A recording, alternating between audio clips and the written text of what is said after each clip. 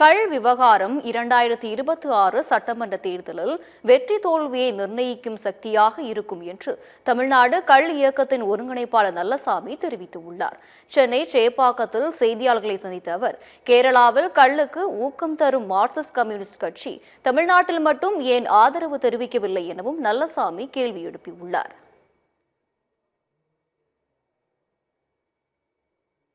கேரளாவில் கள்ளுனுடைய உற்பத்தி நுகர்வு ரெண்டு குறைஞ்சிக்கிட்டே இருக்குது.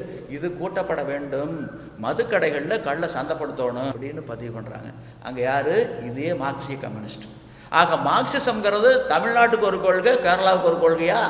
இதுக்கு என்ன சொல்ல போகிறாரு சண்முகம்? அதாவது எங்களை பொறுத்தளவில் வரக்கூடிய 2026 தேர்தல் வெற்றி தோல்வியை நிர்ணயம் செய்யக்கூடிய சக்தி கள்ளுக்கு கட்டாயம் இருக்கும். உங்களுக்கெல்லாம் ஒரு ஐயப்பாடு இருக்கலாம்.